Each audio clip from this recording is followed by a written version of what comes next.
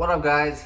Today's video I want to talk about the top 10 best bulking tips. So basically 10 bulking tips to make your bulk successful so you successfully put on muscle without gaining a significant amount of fat, because that's a successful bulk, that you put on muscle instead of body fat. So let's go over all 10 of them. I won't drag this video out for 20 minutes. Let's just keep it quick and simple. So number one is calorie surplus. So to build muscle, to put on weight, you have to be in a calorie surplus, meaning you're eating more calories than your body needs. Your body has a certain amount of calories that it needs to maintain its weight. If you eat less than that, you're gonna lose weight. If you're gonna eat more than that, you're gonna gain weight. So you have to be in a calorie surplus to put on muscle. When you see guys that say you can be in a deficit and put in muscle, that's complete bullshit. You have to be in a calorie surplus, period. Number two is going to be protein. So to put on muscle, you have to be in a calorie surplus, but you also have to eat enough protein, because protein is the essential building blocks of muscle. So when you train hard, you break down the muscle fibers. Those extra calories and that extra protein is going to repair those muscles and make them bigger. So you need enough protein. How much is enough? I would say I always stick with 1 gram per pound of body weight. So 1 gram per every pound of body weight, or 2.2 grams per 1 kilogram. I think that's kind of the same.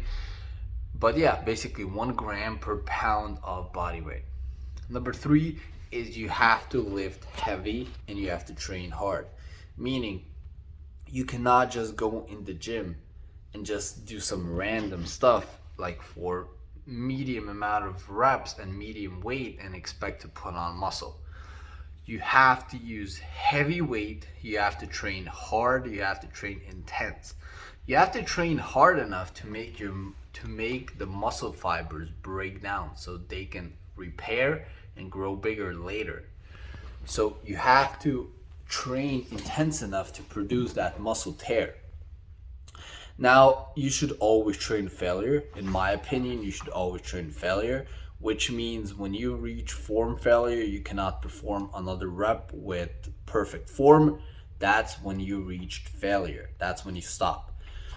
So you have to train heavy. Now, how heavy? I would say about in the range where you fail at about 6 to 8 reps. Maybe 10's already pushing it, but 6 to 8, should be that optimal range to put on muscle, where it's heavy enough to put on muscle and it's also heavy enough to produce strength gains.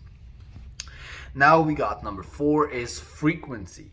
Now the frequency is also very important, not just training hard and picking the right exercises, but also the frequency.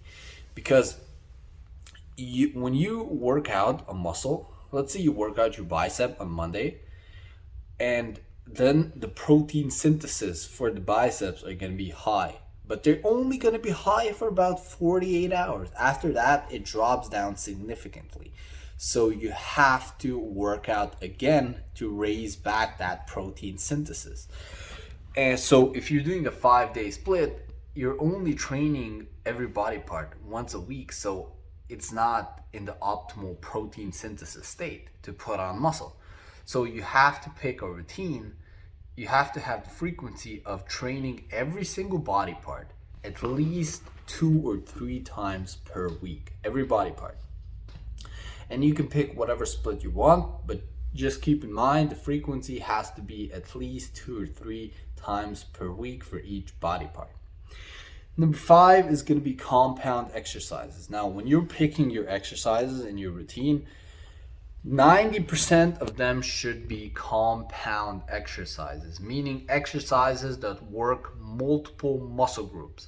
They produce the most amount of muscle growth because they involve the most amount of hormones, the most amount of muscle fibers. I'm talking about deadlifts, squats, bench press, bent over rows, pull-ups, dips, close grip bench press, push-ups, all of those big body compound exercises. And then for the rest of the 10%, you can add isolation exercises to work on your weak points. Next, we got 6 is sleep. Now you have to sleep at least 6 hours minimum 6 hours per night.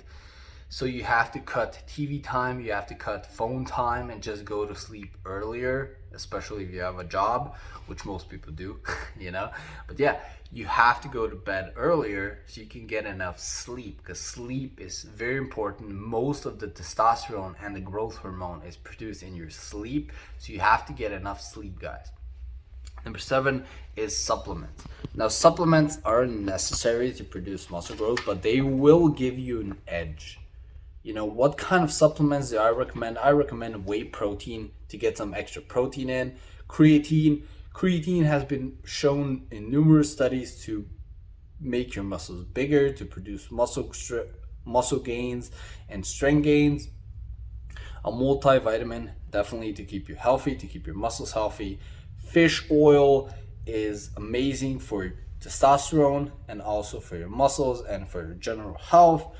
And yeah, that's basically it. That's all you need. You can get a pre-workout if you want to, and you can get all those other supplements, but that's the basics of what you need. Whey protein, creatine, fish oil, a multivitamin, 4 supplements. So number 8, we have rest.